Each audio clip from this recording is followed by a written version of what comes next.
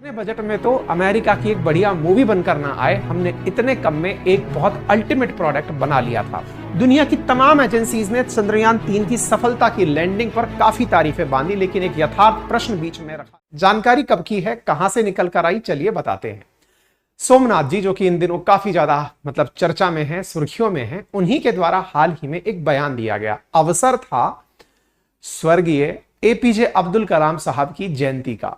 क्या था?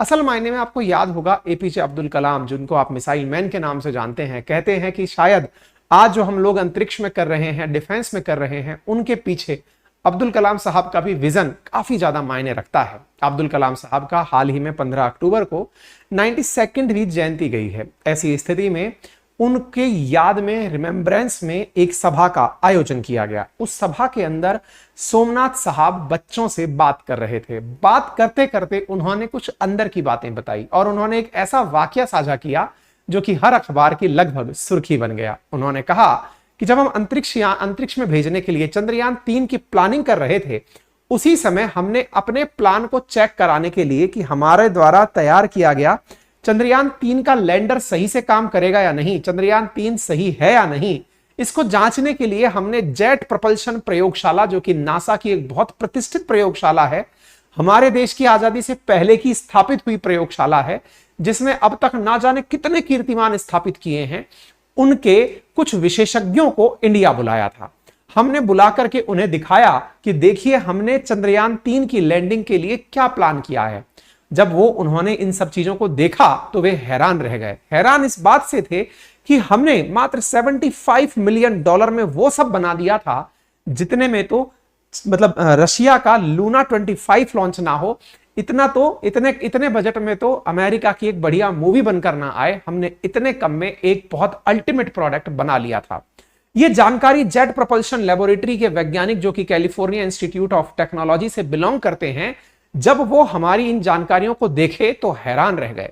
Jet propulsion laboratory के बारे में आप केवल इतना जान लीजिए कि हम तो चंद्रमा पर लैंडिंग की खुशियों में फूले नहीं सुमा रहे हैं, लेकिन जेट प्रपल्शन लेबोरेटरी नासा का वो विंग है जो कि चंद्रमा से भी कहीं आगे मंगल पर लगभग 5 बार सफल लैंडिंग करवा चुका है।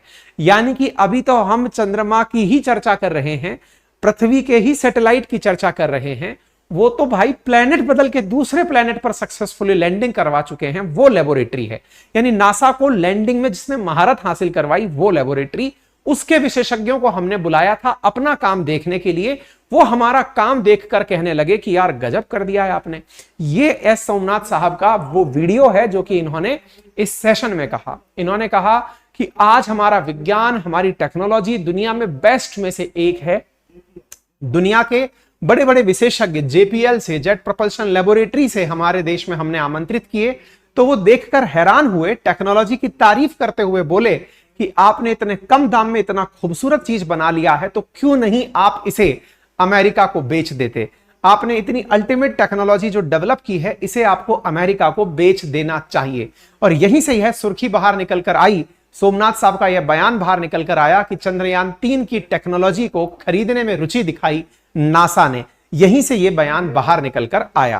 मेरे प्यारे साथियों, जैसा कि आप सभी जानते हैं कि नासा दुनिया में सबसे अधिक बजट रखने वाली एजेंसियों में है। अमेरिका की अंतरिक्ष एजेंसी जैसे भारत की इसरो है, ऐसे अमेरिका की नासा है, जो कि $19 बिलियन का बजट 2017 में रखती थी, जो कि ऑलमोस्ट $5 बिलियन के आसपास अब बढ़ चुका है।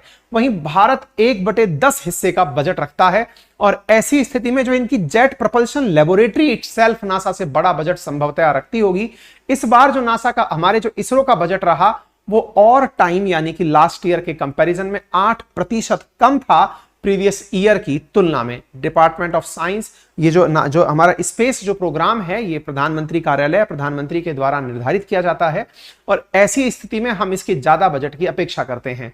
दुनिया की तमाम एजेंसीज ने चंद्रयान-3 की सफलता की लैंडिंग पर काफी तारीफें बांधी, लेकिन एक यथार्थ प्रश्न बीच में रखा रह गया। और वो यथार्थ प्रश्न क्या था कि आज भारत उम्मीद रखता है कि एक दिन चंद्रमा पर भारत के बच्चे जाएंगे। ऐसा सोमनाथ साहब ने कहा कि अब तो चंद्रयान-3 की बात की है, आने वाले समय में जब चंद्रयान-10 जाएगा, तब संभवतः महिलाओं में से कोई बच्ची जो है वो चंद्रमा पर लैंड करेगी। इन्होंने कहा कि प्रधानमंत्री ने मुझसे पूछा कि चंद्रमा पर अभी आपने रोवर पहुंचा दिया है, बताइए इंसान कब पहुंचेगा। तो ऐसी स्थिति से ये आशान्वित हुए कि प्रधानमंत्री इतना बड़ा विजन लेकर चलते हैं, तो इस दिशा में बहुत ज्यादा संभावनाएं हैं कि हम लोग बहुत आगे बढ़ेंगे।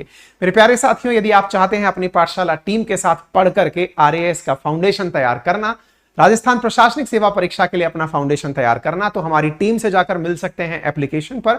हमने सभी टीचर्स के 2-2 डेमो वीडियोस आपके लिए ओपन कर दिए हैं, आप जाकर उन्हें देखें और अपना एडमिशन बुक कर लें इस नवरात्रि में मात्र 7500 रुपए में। फिलहाल के लिए इतना ही। अपना ख्याल रखें। शुभ रात्रि।